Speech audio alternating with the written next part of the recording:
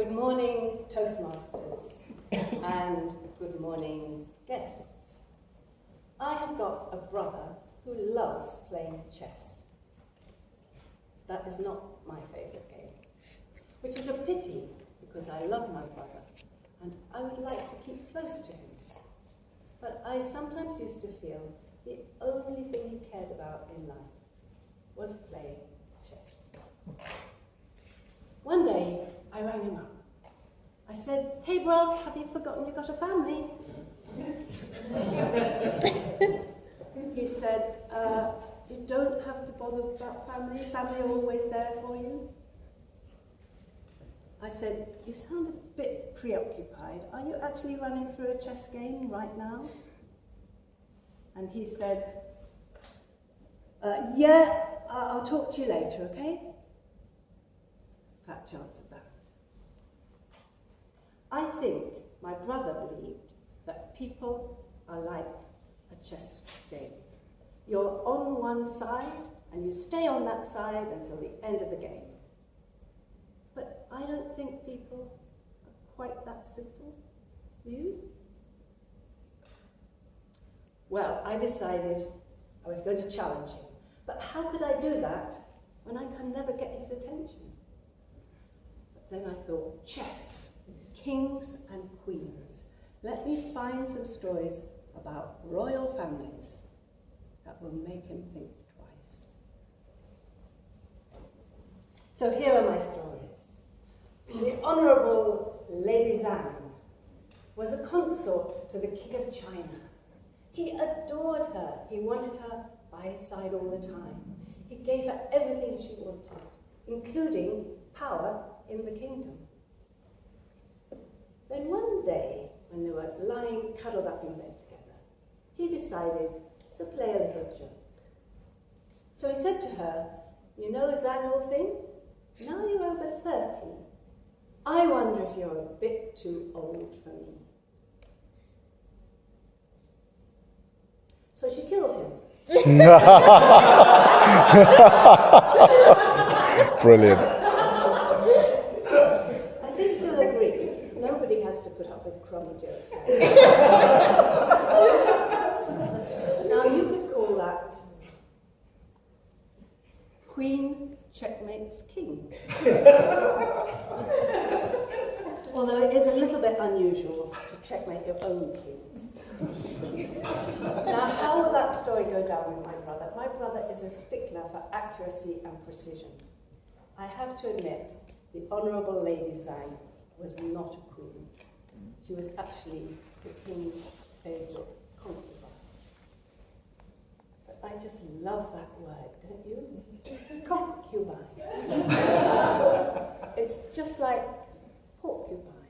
Only considerably nicer to cut.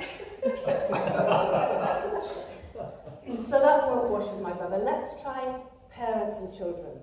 Because we all know, don't we, that parents love their children. That's a law of nature. So let's try Tsar Ivan of Russia. He had several sons who he adored.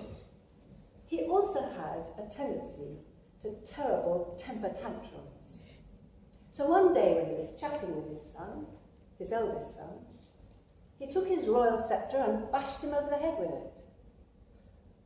The son unfortunately died, and the king was full of remorse.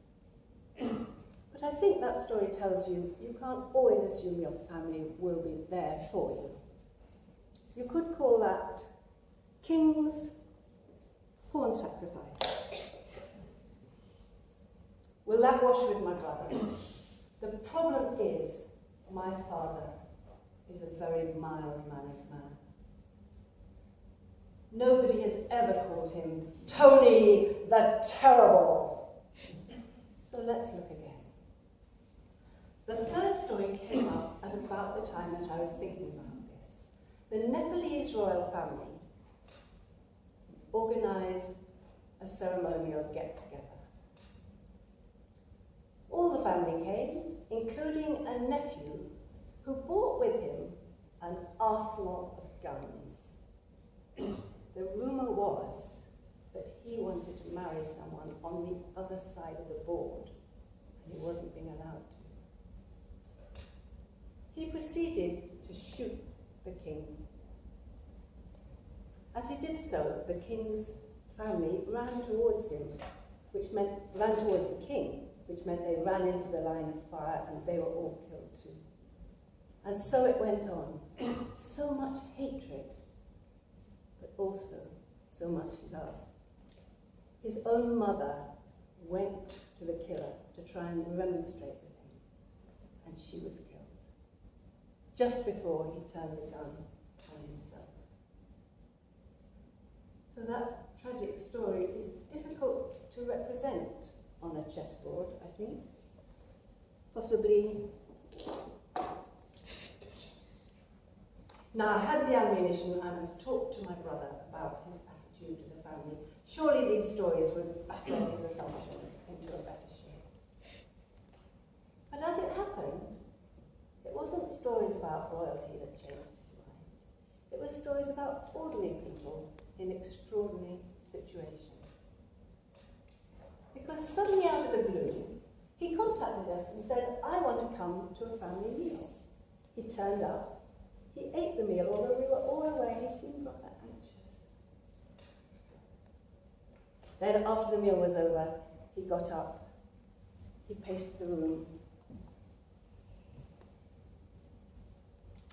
And then he said, you know the 9/11 disasters? When that happened, we heard through the mobile conversations the people who were about to die contacting their loved ones. They all wanted to give a message before they went.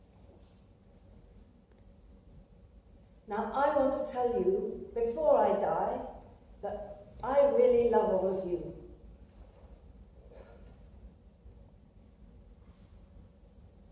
It was a poignant moment. But now, what am I going to do with those stories that I've collected?